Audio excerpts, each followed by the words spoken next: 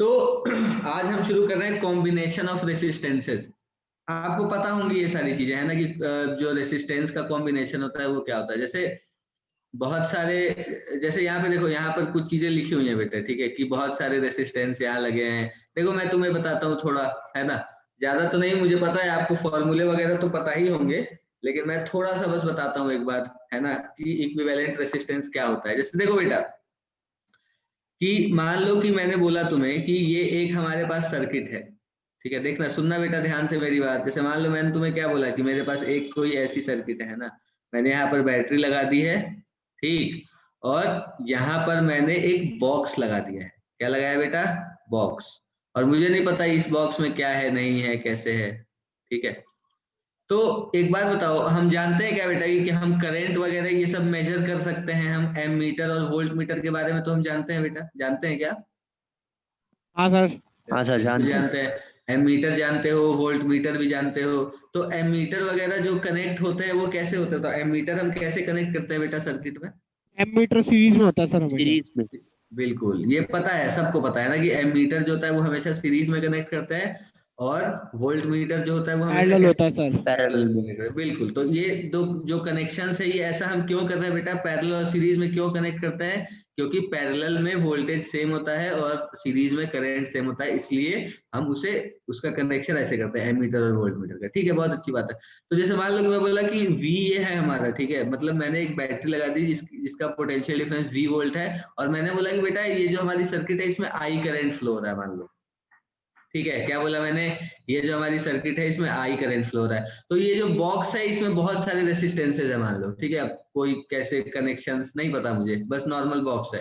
तो इसका मैं कह देता हूँ कि जो इक्विवेलेंट रेसिस्टेंस है वो आर इक्विवेलेंट है, ठीक है। तो आर इक्विवेलेंट की वैल्यू हम यहाँ से क्या लिख सकते हैं बेटा, बताना मुझे, क्या लिख सकते हैं आर इक्विवेलेंट की वैल्यू? V बाई आई, बोलो, क्या हम आर इक्विवेलेंट की वैल्यू V अपॉन आई लिख सकते हैं? क्यों? हाँ सर लिख सकते हैं। बिल्कुल लिख सकते हैं, क्योंकि V क्या होता है बेटा हमारा, I इंटू आर इक्विवेलेंट, हम जानते हैं ना ये सब। तो आर इक्विवेलेंट की वैल्यू ये हम लिख सकते हैं, कोई दिक्कत वाली चीज नहीं है। अब देखो, अब थोड़ी सी बात करते हैं कनेक्शन ऑफ रेसिस्टर्स की, है ना, कि हमारे पास दो तरह के कनेक्शन होते हैं बेटा, हम जानते हैं, है ना, कि हमारे जो कनेक्शन होते हैं वो दो तरह के होते हैं। पहला होता है कौन सा बेटा? सीरीज कॉम्बिनेशन, है ना। पहला जो कॉम्बिनेशन हम पढ़ते हैं वो कौन सा पढ़ते हैं बेटा? Series combination. और दूसरा जो कॉम्बिनेशन होता है वो हम कौन से पढ़ते हैं? पैरेलल कॉम्बिनेशन, ठीक है बेटा। ये दो तरह के कॉम्बिनेशन अपने को पढ़ने हैं, सीरीज कॉम्बिनेशन और पैरेलल कॉम्बिनेशन। और फिर आगे भी हम देखेंगे कि बहुत सारे ऐसे सर्किट होते हैं जहाँ पे हम कह ही नहीं सकते कि कौन सा सीरीज है और कौन सा पैरेलल है, ठीक है।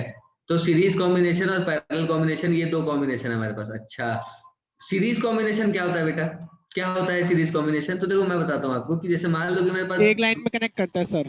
एक लाइन में कनेक्ट करता है, बिल्कुल सही कह रहे हो, लेकिन इसे समझने का तरीका थोड़ा सा अलग है। मतलब जैसे मैं जैसे बता रहा हूँ बेटा, वैसे अगर तुम समझ लोगे ना एक बार, तो तुम्हें बहुत आसानी होगी ये समझने में, ठीक है। कभी भी तुम जब भी सवाल करोगे तो तुम तुरंत बता पाओगे, अच्छा ये सीरीज कॉम्बिनेशन है ना, और ये पैरेलल कॉम्बिनेशन है। वैसे भी मुझे लगता है कि तुमने पहले तो पढ़ा ही होगा सीरीज और पैरेलल कॉम्बिनेशन, तो तुम्हें पता होंगी चीजें, लेकिन फिर भी एक बार बात कर लेते हैं। देखो, जैसे मान लो कि बेटा यहाँ पे मेरे पास तीन रेसिस्टर्स है ना, कितने हैं रेसिस्टर्स? तीन।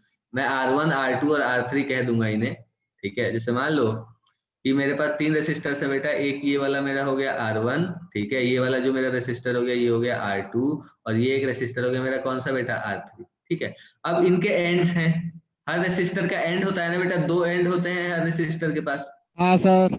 बिल्कुल, बिल्कुल सही, दो एंड होते हैं। तो अब जब अगर हम सीरीज कॉम्बिनेशन की बात कर रहे हैं बेटा, तो हम पता है क्या कहते हैं सीरीज कॉम्बिनेशन में, कि जब resistors end to end connected होते हैं, मतलब इनका एक एंड आपस में कनेक्टेड हो, जैसे दो रेसिस्टर है तो इन दोनों के एक एंड आपस में कनेक्टेड होंगे, ठीक है। फिर इन दोनों के एक एंड आपस में कनेक्टेड होंगे, और जो बचा हुआ एंड है दोनों, वो किससे कनेक्टेड होगा बेटा? बैटरी से। वो किससे कनेक्टेड होगा? बैटरी से। तो इसे हम क्या कहेंगे? सीरीज कॉम्बिनेशन कहेंगे, ठीक। कि यस सर। अगर हमारे पास रेसिस्टर्स है तीन, और ये तीनों अगर कैसे कनेक्टेड है बेटा? एंड टू एंड, मतलब इनका एक एंड आपस में कनेक्टेड है, और जो बचा हुआ जो फ्री एंड है इसे हमने बैटरी के दोनों टर्मिनल से कनेक्ट कर दिया।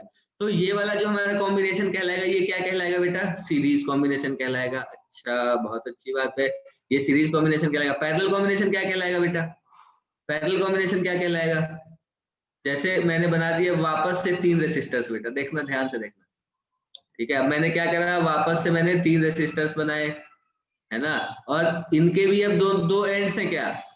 हर रेसिस्टर, कोई भी रेसिस्टर आप लोगे बेटा तो उसके 2 एंड्स होंगे, ये तो हम जानते हैं, 2 टर्मिनल्स होंगे, 2 एंड्स होंगे, हम कह सकते हैं।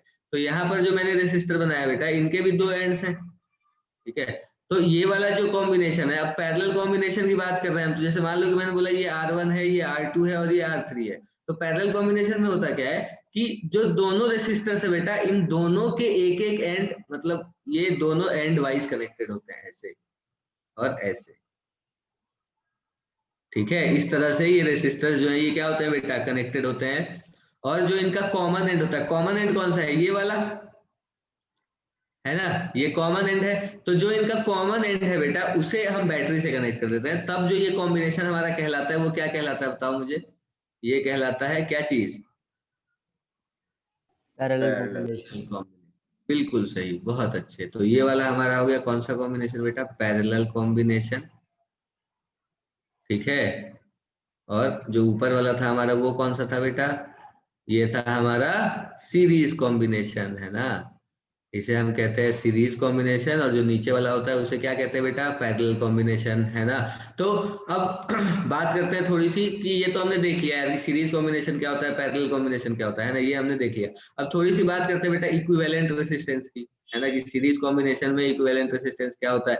हम फॉर्मूला जानते हैं, बिल्कुल जानते हैं, है ना, लेकिन एक बार मैं आपको इक्विवेलेंट रेसिस्टेंस का मतलब समझाना चाहता हूँ, ठीक है, थोड़ा सा, ज्यादा तो नहीं, थोड़ा सा मैं आपको इक्विवेलेंट रेसिस्टेंस का मतलब समझाना चाहता हूँ। जैसे मान लो कि एक सर्किट है बेटा मेरे पास, ठीक है, देखना ध्यान से। मैंने क्या करा कि मैंने एक सर्किट बना दी ऐसी, है ना, और क्या करा बेटा, मैंने एक जगह यहाँ पर यूं करके बैटरी भी यूज कर ली मैंने, ठीक है, ये बैटरी लगा दी मैंने, ये बैटरी है, ये हमारा क्या है बेटा? सर्किट है। और इसमें देखो ये कैसा कॉम्बिनेशन है? सीरीज कॉम्बिनेशन लग रहा है क्या तुम्हें? अगर मैं यहाँ पे 3 रेसिस्टर लगा दूं तो बताओ, यस सर। पक्की बात?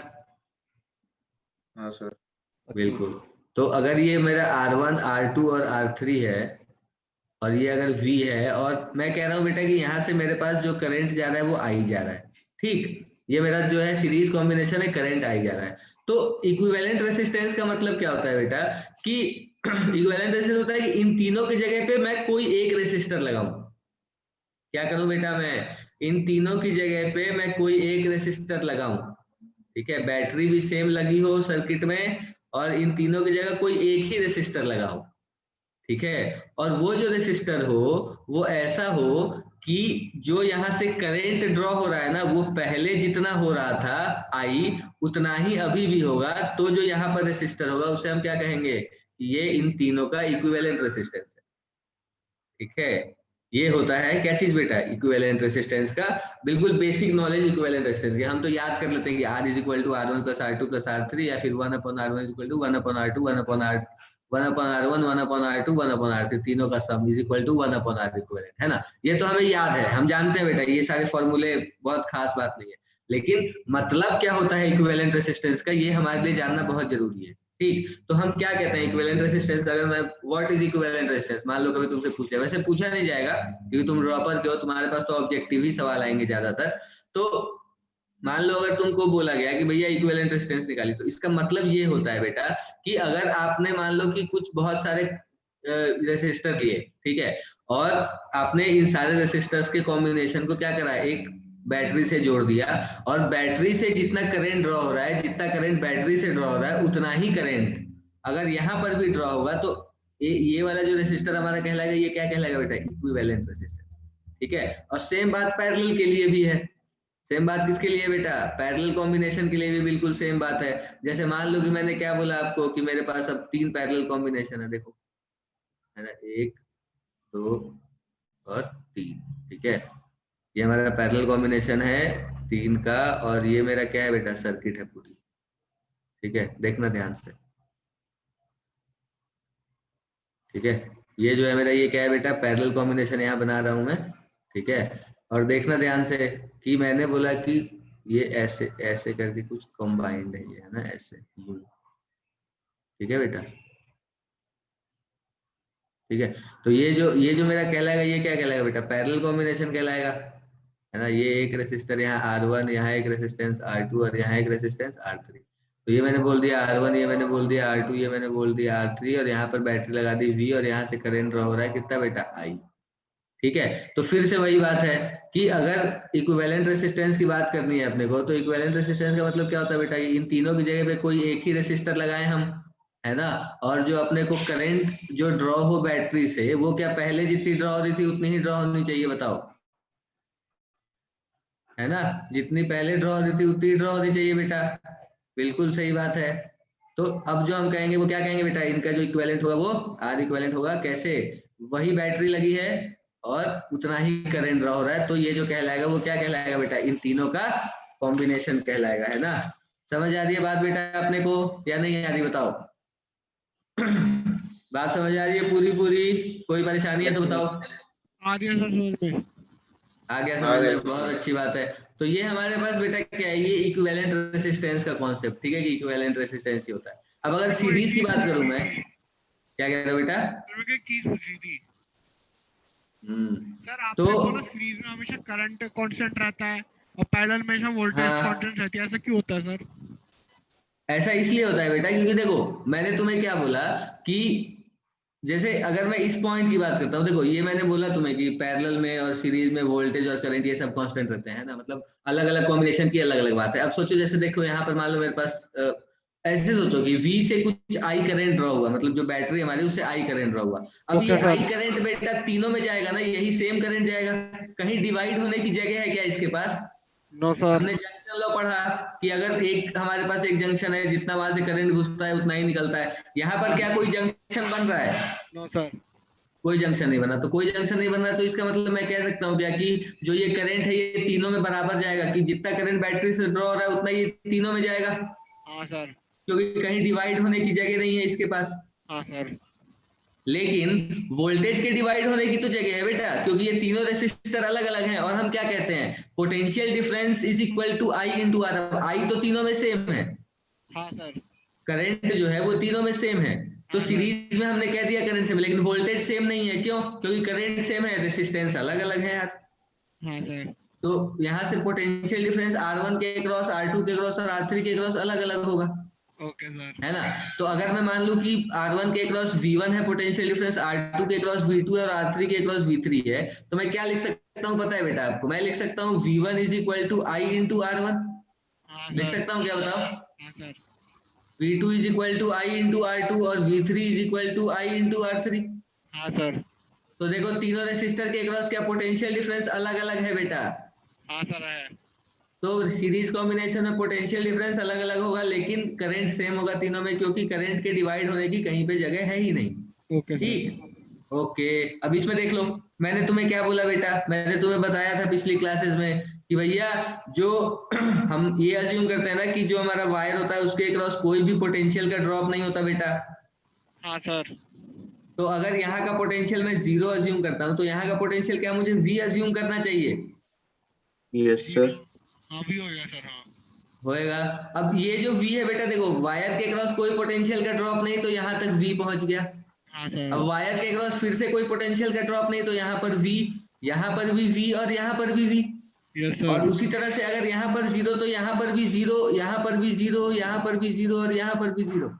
यस सर, तो क्या मैं कह सकता हूँ कि जो देखो तीनों जो रेसिस्टर है बेटा, तीनों के क्रॉस पोटेंशियल डिफरेंस क्या है? कांस्टेंट हो गया। सेम है, इक्वल है, तीनों के क्रॉस पोटेंशियल डिफरेंस बराबर है। तो मैं क्या कहूंगा इसे कि ये मेरा कैसा कॉम्बिनेशन है? Parallel combination. तो यहां से मैंने ये कंक्लूड कर दिया कि पैरेलल कॉम्बिनेशन में भैया जो रेसिस्टर्स है उसके क्रॉस वोल्टेज सेम होता है, और जो सीरीज कॉम्बिनेशन है उसमें तीनों में करंट सेम होता है। ठीक है, यहां से मैंने ये कंक्लूड कर दिया। ओके ठीक, बिल्कुल। अब फॉर्मूले तो बेटा मुझे लगता है आपको याद होंगे, फिर भी मैं बता देता हूँ। देखो अगर सीरीज की बात कर रहे हैं हम, अगर हम सीरीज कॉम्बिनेशन की बात कर रहे हैं, तो जो हमारा R इक्विवेलेंट होगा वो क्या होगा बेटा, बताओ मुझे? R1 plus R2 plus R3। ये प्रूव भी करूं क्या बेटा? नो ये सर, प्रूव, ये तो समझ आता है। प्रूफ अगर करना चाहते हो तो ऐसे कर लेना कि जो टोटल पोटेंशियल डिफरेंस है इन दोनों पॉइंट के बीच में वो कितना है, v है। ये होमवर्क देता हूँ बेटा, कल आप सब लोग करके आओगे, ठीक है। एक बार घर पे प्लीज कर लेना, ठीक है। ये प्रूफ एक बार कर लेना, अगर परेशानी हो रही है ना, होती है ना ये प्रूफ करने में, तो एक बार करना प्रूफ। इसे कहोगे तो मैं बता दूंगा। बताओ, ऐसे समझ आ बताना रहा है। है? नो सर, नो बताना है सर। ना? ठीक है, ओके। तो देखो मैंने क्या बोला कि यहाँ पर V1, यहाँ V2, यहाँ V3 तीनों के क्रॉस जो पोटेंशियल डिफरेंस होगा वो क्या, तीनों का सम तो V के बराबर होगा, है ना, क्योंकि यहाँ पोटेंशियल 0 है और यहाँ पर पोटेंशियल V है, तो इस पूरे के क्रॉस पोटेंशियल डिफरेंस V है। तो यहाँ से अब आप क्या कह सकते हो कि जो V की वैल्यू होगी वो क्या होगी, V1 plus V2 plus V3, और यहाँ पर आप पुट कर देना, और V की वैल्यू यहाँ से लिखना आप, है ना, कि V की वैल्यू जो है वो कितनी होगी बेटा, I इंटू आर इक्वेलेंट। तो यहाँ से आपके पास आ जाएगा R equivalent is equal to R1 plus R2 plus R3। ठीक है, ये तो सीरीज कॉम्बिनेशन की बात है, आर इक्विवेलेंट की। और पैरेलल कॉम्बिनेशन जो होगा उसमें क्या होगा बेटा, पैरेलल कॉम्बिनेशन में बताओ मुझे, पैरेलल कॉम्बिनेशन का क्या होता है फॉर्मूला, हम जानते हैं क्या? रेसिप्रोकल में होते हैं सर रजिस्टर्स। बिल्कुल। इन पैरेलल कॉम्बिनेशन में क्या होता है बेटा, पैरेलल कॉम्बिनेशन में हम कहते हैं कि जो 1 अपॉन आर इक्विवेलेंट है वो किसके बराबर होता है, 1 upon R R1 one. Plus 1 upon R2 plus 1 upon R3। बिल्कुल, 1 upon R1 plus 1 upon R2 plus 1 upon R3। ये सब तो बेटा हम 10वीं से ही पढ़ रहे हैं ना, तो अपने को इतना ज्यादा कुछ है नहीं, ये छोटी सी चीज है, आर इक्विवेलेंट है ना, बस ये है। अब देखो एक चीज मैं आपको बताता हूँ कि अगर दो रेसिस्टर्स की बात करते हैं ना हमसे, तो दो रेसिस्टर्स के लिए पैरेलल के लिए क्या होगा बेटा, 1 upon R equivalent is equal to 1 by R1 plus 1 by R2। ठीक है, तो इसे मैं क्या लिख सकता हूँ, देखना, 1 अपॉन आर इक्विवेलेंट को मैं क्या लिख सकता हूँ बेटा, R2 और R1, तो ये क्या बन जाएगा हमारा, R1 प्लस R2 बन जाएगा ऊपर में, और नीचे क्या बन जाएगा, R1 R2। तो यहाँ से हमारे पास जो आर इक्विवेलेंट है वो क्या बन गया बेटा, R1 R2 divided by R1 plus R2, है ना। तो ये भी चीज एक है जो अपने को ध्यान में रखनी है ना, कि कई बार जैसे मैं कहूंगा कि दो रेसिस्टर है, 3 और 2 पैरेलल में कनेक्टेड है, इक्विवेलेंट बताओ, तो क्या करोगे तुम, सीधा 1 upon R equal to 1/3 plus 1/2, इतना करने की जरूरत थोड़ी है बेटा। क्या करेंगे, 3 इंटू 2 6 अपॉन 3 प्लस 2 5, 6/5 हो जाएगा सीधा सीधा, है ना। तो ये पढ़ने से यही फायदा होता है हमारा, ठीक है बेटा। तो आर इक्विवेलेंट जो होगा हमारा वो क्या होगा, R1 R2 over R1 plus R2। कोई परेशानी है किसी को यहाँ तक तो बताओ मुझे, किसी भी तरह की परेशानी बेटा, मन में कोई सवाल कुछ भी है तो बताओ। यहाँ तक बात समझ आ गई है सबको, कोई दिक्कत है तो बताओ बेटा। तो सर आगे समझ में। आ गई समझ में? किसी को भी बेटा, किसी को भी कोई परेशानी है तो बताओ मुझे, है क्या? बोलो। No sir. नहीं है, बहुत अच्छा। तो ये चीज बेटा, ये चीज हमने पढ़ ली, ठीक है। अब देखो, अब थोड़ी सी बात करता हूं मैं सवालों की। आ जाओ, ये सवाल करके बताओ, ठीक है बेटा, ये सवाल करके बताओ, अच्छा सवाल है, करके बताओ, है ना, क्योंकि ये आसान चीजें हैं, और जिसको बेटा दिक्कत हो रही है वो मेरे से पूछ ले प्लीज, ठीक है। जिसको दिक्कत हो रही है पूछ लो। देखो, ये सवाल करने का बेटा एक तरीका बता दो, ठीक है। जैसे ये सवाल तो चलो बोर्ड का सवाल है, तुमने कर लिया, लेकिन इस सवाल को करने का एक तरीका क्या हो सकता है, जैसे देखो मैंने आपको क्या बोला बेटा, ध्यान से सुनना, कि एक चीज हमें ध्यान में रखनी होगी कि हमें पॉइंट्स अज्यूम करने होते हैं, ठीक है बेटा। पॉइंट अज्यूम करके क्या होता है ना, कि जैसे ये सवाल तो चलो दिख जाता है अपने को कि तुमने कह दिया कि जो आर इक्विवेलेंट होगा वो R/3 होगा, ठीक है। लेकिन एक तरीका मैं बताता हूँ, जो तरीका आप हर जगह यूज कर सकते हो, ठीक है, वो है पोटेंशियल वाला तरीका। जैसे मान लो ये पॉइंट ए है बेटा, ये पॉइंट तुमने क्या बोला, ये पॉइंट ए है, मतलब ये दे रखा है अपने को। तो मैंने बोला कि यार आर के क्रॉस कोई भी, मतलब वायर के क्रॉस कोई भी पोटेंशियल का ड्रॉप नहीं होता, तो अगर ये पॉइंट ए है तो ये पॉइंट भी ए ही होगा, इस पॉइंट का पोटेंशियल भी ए के जितना ही होगा, इस पॉइंट का पोटेंशियल भी ए के जितना, इस पॉइंट का पोटेंशियल भी ए के जितना, और इस पॉइंट का पोटेंशियल भी ए के जितना। तो मैं कह दूं कि ये पोटेंशियल ए पॉइंट है ये, क्योंकि कोई पोटेंशियल का ड्रॉप नहीं हो रहा ना बेटा वायर के बीच में। और अगर ये बी है तो ये पॉइंट भी बी होगा, और उस तरह से ये भी बी, ये भी बी, और क्या ये पॉइंट भी बी बेटा। तो क्या तुम ये देख पा रहे हो, और ये पॉइंट ए, तो क्या तुम देख पा रहे हो कि तीनों रेसिस्टर ए और बी के बीच में ही कनेक्टेड है। तो अगर मैं बनाता हूँ यहाँ पर कि एक पॉइंट मैंने यहाँ ए ले लिया, या एक पॉइंट मैंने यहाँ बी ले लिया, ठीक है, तो जो तीनों रेसिस्टर है बेटा वो ए और बी के बीच में ही कनेक्टेड है क्या? हाँ सर। ऐसे बिल्कुल। तो ये भी आर, ये भी आर, और ये भी आर, तो तीनों पैरेलल में है बेटा। तो आर इक्विवेलेंट कितना होगा बताओ मुझे? 1 upon R plus 1 upon R plus 1 upon R. हाँ, 1 upon R plus 1 upon R plus 1 upon R, अगर आप फॉर्मूले की बात करो तो बिल्कुल 1 upon R equivalent is equal to 1 by R plus 1 by R plus 1 by R. तो ये कितना हो जाएगा बेटा, 1 upon R equivalent is equal to 3 by R. तो मेरे पास आर इक्विवेलेंट यहाँ से कितना बन गया, R/3 सीधा सीधा। ठीक है, हो गया सवाल, रद्दी सवाल था। ये सवाल करो, चलो ये सवाल कर दो बेटा। जल्दी से देखो बेटा। देखो पहले तो जब अपने को इस 2 ओम में करंट बताना है तो हम क्या करेंगे बताओ, कि सबसे पहला काम है इक्विवेलेंट रेसिस्टेंस निकालना। ठीक है, तो अब आ जाओ, देखो इक्विवेलेंट रेसिस्टेंस निकालने का मैं तुम्हें एक बहुत ही शानदार तरीका बताता हूँ। ठीक है, बहुत शानदार है ना, जिससे तुम्हारा सवाल नहीं फंसेगा। मतलब इस तरह के जो सवाल होते हैं ना, ये कभी नहीं फंसेंगे बेटा, कभी भी नहीं। ठीक है, देखो यहाँ देखना बेटा सभी लोग। देखो मैंने क्या करा है कि मैंने ये फोटो बना दी ऐसे, ठीक, और यहाँ पर मेरे पास ये जो भी वायर्स है ना बेटा, इन सब में रेसिस्टर लगे हैं क्या बताओ। हाँ सर। बिल्कुल, यहाँ लगा है, यहाँ पर लगा है, और भी देख लेते हैं कहाँ कहाँ लगा है। एक ऊपर लगा है, एक नीचे लगा है, साइड में लगा है, बीच में लगा है, हर जगह तो लगा ही है यार, है ना, हर जगह रेसिस्टर लगा है, एक ना एक तो। हर ठीक है, तार में एक है। बिल्कुल हर तार में एक है। ये बस वाला, यहाँ ये बैटरी वाली, है यहाँ बैटरी है 120 120 वोल्ट वोल्ट की, की। शानदार। यहाँ पर कौन सा है बेटा, 4 ओम का एक रेसिस्टेंस। Yes sir. तो अब मैं इसे ओम नहीं लिखता हूँ, है ना, 4 4 ऐसे 4 करके लिखूंगा। ठीक है, 4 यहाँ है, यहाँ पे 4 है, यहाँ पर कौन सा है बेटा, 3 है, बिल्कुल, यहाँ कौन सा है, 4 यहाँ है। 4 है, यहाँ पर कौन सा 6 है, है सर। शानदार, यहाँ कौन सा है, 2। तो बहुत अच्छे, 1 और इधर कौन सा है, 3। ठीक है, कोई सर, दिक्कत 1 है नहीं। ये।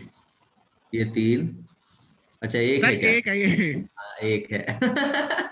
एक है ये, और ये कितना है, 2, है ना। अब देखो बेटा ध्यान से, कि जैसे ही हमारे पास बैटरी मिल गई ना, हम क्या करेंगे इसमें, कि हम देखेंगे कि करंट इधर जा रहा है, इधर जाएगा, क्योंकि पॉजिटिव टर्मिनल से नेगेटिव टर्मिनल हम मानते हैं करंट को, है ना। सर बिल्कुल, तो यहाँ से अपने पास करंट जा रहा है, जा रहा है, जा रहा है, जा रहा है, जा रहा है, अरे करंट यहाँ पहुंच गया बेटा, देखो इस पॉइंट पर। अब इस पॉइंट पर जब करंट पहुंच गया तो क्या इसके पास एक जंक्शन आ गया बेटा, अब जंक्शन आ गया तो ये डिवाइड होगा क्या, हाँ सर, डिवाइड होगा। हाँ सर। डिवाइड होगा, बिल्कुल डिवाइड होगा। अब अगर ये डिवाइड हो गया तो मतलब मैं कह सकता हूँ कि इधर 2 ओम, इस 2 ओम में और इस 1 ओम में क्या यही वाला करंट जा रहा है जो इधर गया है। मैं हाँ कह देता हूँ सर। I1 है, ये I1, ये I2 और ये I3 कह देता हूँ, और इसे मैं कहता हूँ कैपिटल I। तो इसमें I1 जा रहा है, इसमें I2 जा रहा है, इसमें I3 जा रहा है, तो ये 2 ओम और 1 ओम में क्या I1 करंट है। Yes sir. तो क्या ये दोनों सीरीज में कनेक्टेड होंगे, यस हाँ सर। सर। बिल्कुल सीरीज में कनेक्टेड होंगे। तो अब इसे मैं क्या लिखूं, इन दोनों की जगह पे क्या करूं बेटा, 3 ओम का एक रजिस्टर मान 3 लेते ओम हैं। का रेसिस्टेंस लगा लेते हैं। चलो बहुत शानदार। तो अब मैं अब फ्री हैंड से बना रहा हूँ। ठीक है, फ्री हैंड से बनाऊंगा तो बहुत सा ज्यादा समय लग जाएगा अपने को, है ना। तो देखो एक यहाँ रेसिस्टर था, एक यहाँ पर था, एक यहाँ बैटरी लगी थी, एक यहाँ 4 ओम था, और एक ये वाला था 6, एक इधर था 4, ये 4 है, ये 3 है, ये 6 है। अब देखो बेटा ये जो दोनों है 2 और 1, ये दोनों मिलके 3 बना देंगे। बोलो, हाँ सर, दोनों बना मिलके लेंगे। 3 बना देंगे। तो यहाँ पर मैं कह देता हूँ कि एक रेसिस्टर है मेरे पास 3 ओम का, और इसे मैं से कनेक्ट, तो ये 3 ओम हो गया। अब बताओ ये 3 ओम और ये 6 ओम क्या पैरेलल में कनेक्टेड है, हाँ सर। क्या होगा इक्विवेलेंट, 2। 2। अब याद कर लेना बेटा 3 और 6 का इक्विवेलेंट क्या होता है, 2। कैसे, तो 3 × 6/3 + 6 कितना होगा ये, 18/9, मतलब 2 ओम हो गया ना बेटा। तो ये हमारे पास 2 ओम आ गया, इन दोनों का बराबर 2 ओम आ गया, इन दोनों का इक्विवेलेंट क्या आ गया, 2 ओम आ गया। तो अब फिर से वापस से सर्किट बनाता हूँ, ये बैटरी लगा ली, ये एक रेसिस्टर, यहाँ पर 3, यहाँ पर देखो, अब ये ऊपर वाला 4 है, ये नीचे वाला भी 4 है शायद, है ना। ये कितना है अपना बेटा, ये वाला 3 है, और ये 6 और 3 मिलके 2 बन गए, यहाँ पर एक 4 है, बोलो। हाँ सर। तो 2 बन गए, तो इसे ऐसे ही बना देता हूँ मैं, है ना। अब ये 2 ओम 2 बन गया, और ये हमारा बन गया 4। अब ये 2 और 4 तुम्हें सीरीज में लग रहे हैं क्या, क्योंकि सीरीज में, हाँ यहाँ से जो, बिल्कुल यहाँ से जो करंट आएगा वो अब यहाँ पर डिवाइड होगा, तो इस 2 में और इस 4 में सेम करंट जाएगा, तो 2 और 4 सीरीज में। हाँ सर। तो इन 2 और 4 की जगह पे मैं क्या लिख दूं बताओ, 6। 6 लिख देता हूँ, कोई दिक्कत वाली चीज नहीं है। देखो अब तुम सुनना बेटा कि ये करने की जरूरत क्यों है, बार बार मैं ये क्यों कर रहा हूँ, अभी देखना। क्योंकि हमें करंट निकालना है, जब भी अपने को करंट निकालना होगा तो हमें ये ऐसे करना पड़ेगा, है ना। तो ये हमारा हो गया कितना बेटा, 6 ओम, हाँ सर। ये हो गया 3, ये हो गया 4 और ये भी हो गया 4 और ये होगी बैटरी 120 वोल्ट की। अब ये 6 और 3 कैसे पैरेलल में? 2 ओम हो जाएगा 2 ये। ओम हो जाएगा, बिल्कुल सही। तो मतलब ये कितना हो गया बेटा, देखो यहाँ 4, यहाँ 2 और यहाँ पर एक 4, तो ये 4 हो गया, ये 2 हो गया और ये 4 है। अरे 4 सर, 2 टोटल और 10 हो 4 गया। सीरीज में हो गए क्या? हाँ 10 हो हाँ गया सर। टोटल। बहुत शानदार। तो ये कितना बन गया बेटा? 10 बन गया। हाँ हाँ सर। सर। मतलब अब मैं क्या कहूँ कि ये जो मेरा 120 वोल्ट है इसके साथ कौन सा रेसिस्टर कनेक्टेड है बेटा? एक 10 ओम का रेसिस्टर है और ये 120 वोल्ट है। तो बैटरी से करंट कितनी ड्रॉ हुई बताओ? 12 एम्पियर। 12 एम्पियर। 12 एम्पियर। शानदार, 12 एम्पियर करंट ड्रॉ हो गई। तो इसके अक्रॉस 120 वोल्ट है ना बेटा, इसके अक्रॉस, हाँ हाँ सर। सर। है ना? तो अब देखो, अब 12 एम्पियर करंट है, मतलब बैटरी से जो करंट ड्रॉ हो रही है वो कितनी है? 12 एम्पियर है। अब देखो, अब रिवर्स में चल रहे हैं। अब क्या कर रहे हैं? अब रिवर्स में चल रहे हैं, मतलब यहाँ से अब वापस इस वाले फोटो पे जाएंगे। इस वाले फोटो पे जाएंगे तो कितना बनेगा? देखो ये 4 है, ये 2 है और ये 4 है। देखो बेटा, करंट है कितना? 12 एम्पियर। तो इसके अक्रॉस का पोटेंशियल डिफरेंस कितना होगा? इस 2 के अक्रॉस बताना। 24 होगा क्या? बोलो। सर 24 क्यों होगा? 24 इसलिए होगा बेटा क्योंकि देखो, अगर मैं यहाँ का पोटेंशियल 0 मानता हूँ तो यहाँ का पोटेंशियल क्या मुझे 120 मानना पड़ेगा। हाँ सर। हाँ यहाँ सर। का पोटेंशियल मैं V मान लेता हूँ, चलो ठीक, V मान लूं। हाँ सर। तो इस V की वैल्यू क्या लिखूंगा बताना।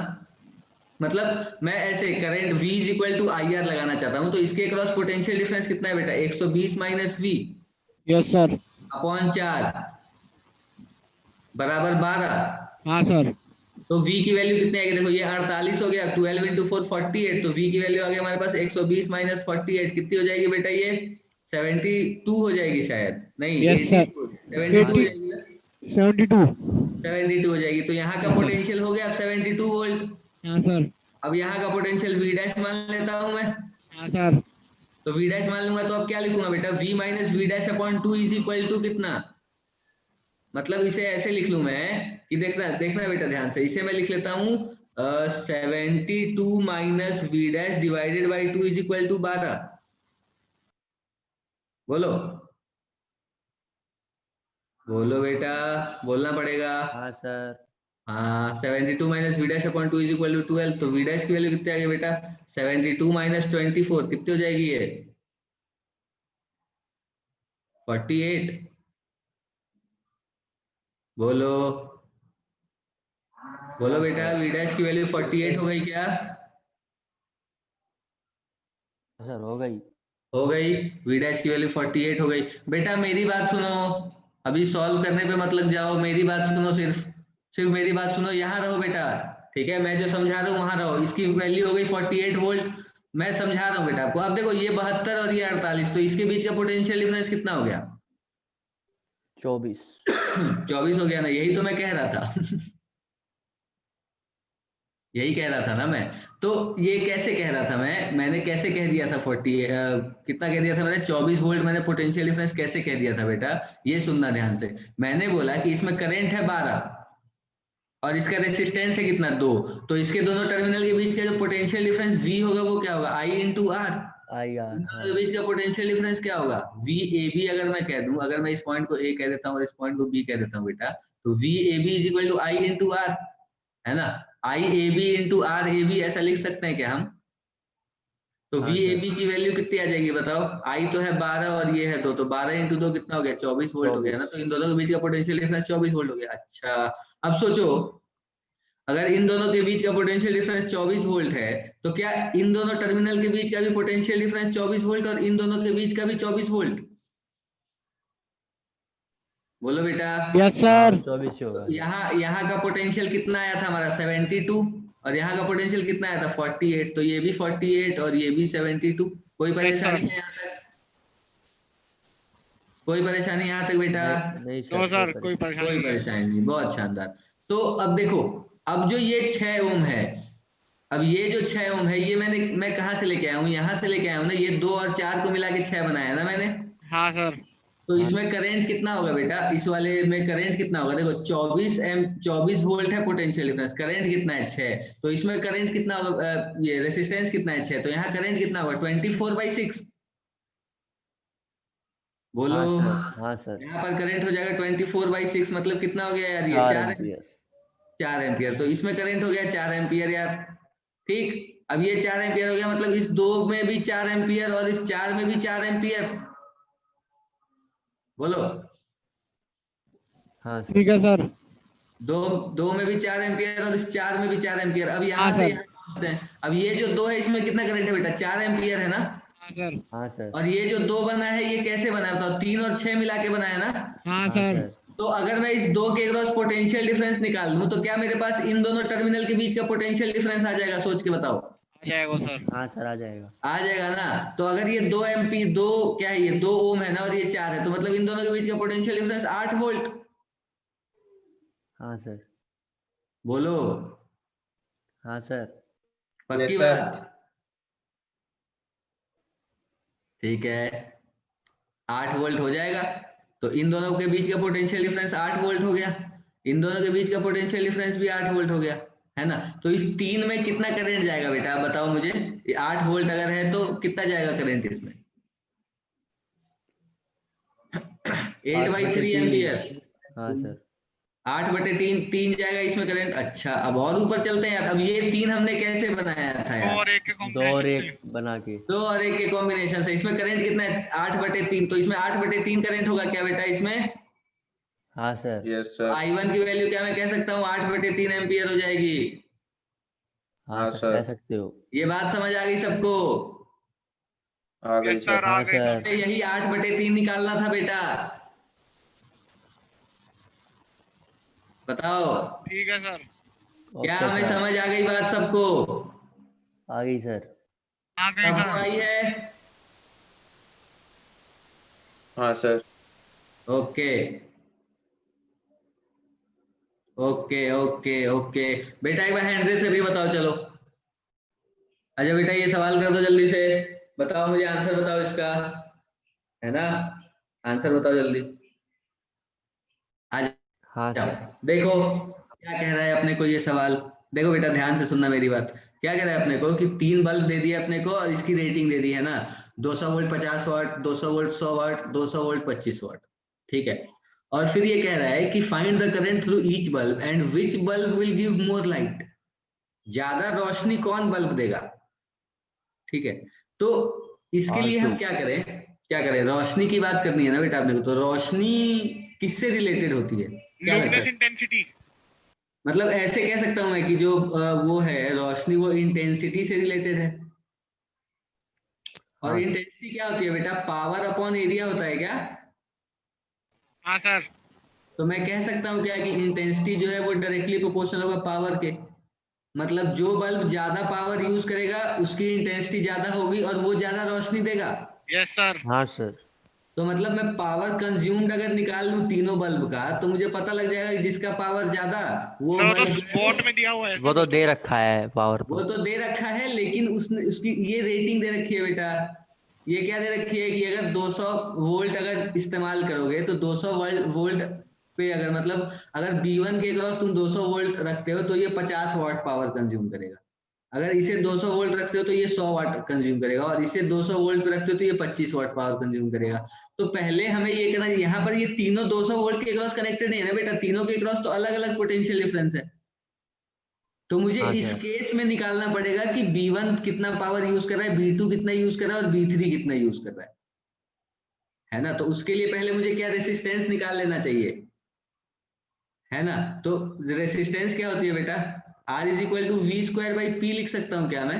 हाँ सर बिल्कुल लिख सकता हूँ। तो R1 की ये R लिख सकता हूँ मैं। तो R1 की वैल्यू कितनी होगी, R2 की वैल्यू कितनी होगी, R3 की वैल्यू कितनी होगी, ये अपने को निकालनी है। तो R1 की वैल्यू निकालते हैं पहले। R1 कितना होगा बेटा? 200² अपॉन कितना?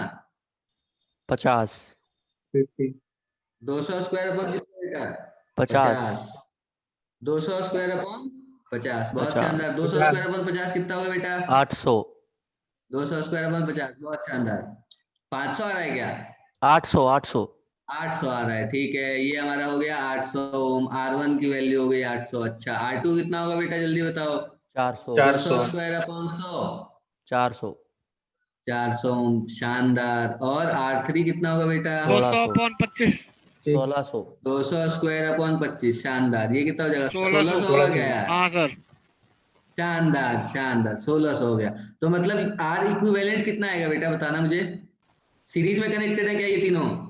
हाँ सर, हाँ 2800। सर, बिल्कुल। 2800 आ R1 गई। प्लस R2 प्लस R3, तो बिल्कुल कितना हो जाएगा ये देखो, 1600 और 400 2000, 2000 और 800 कितना, 2800। तो 2800 ओम आ गया हमारा टोटल रेसिस्टेंस। तो करंट कितना हो गया बेटा?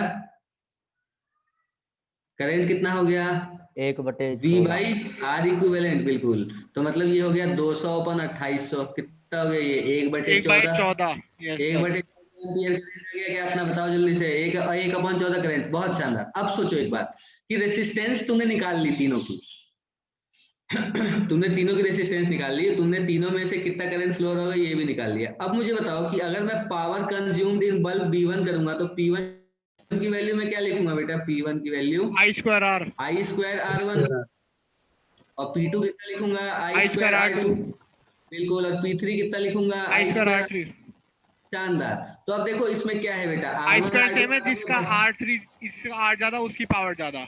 बिल्कुल बिल्कुल, बहुत शानदार। यहाँ पर अगर मैं कह देता हूँ कि यहाँ पे अपने को दे रखा है R3 इज बड़ा है R2, R3 बड़ा है किससे बेटा?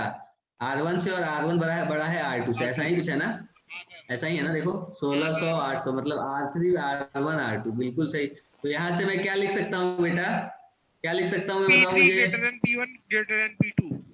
P3 greater than P1 greater than P2। तो अब इससे मैंने क्या लिख दिया? पावर का मैंने कंपैरिजन कर दिया। इसका मतलब किस में पावर सबसे ज्यादा यूज हो रही है बेटा? R3 में। P3 में। मतलब यस सर। कौन सबसे ज्यादा रोशनी देगा? बल्ब 3। कौन सबसे ज्यादा रोशनी देगा? B3। बल्ब 3। तीसरा जो बल्ब है ये सबसे ज्यादा रोशनी देगा, बिल्कुल। तो ये हमारा जो है ये दिस विल गिव मोर।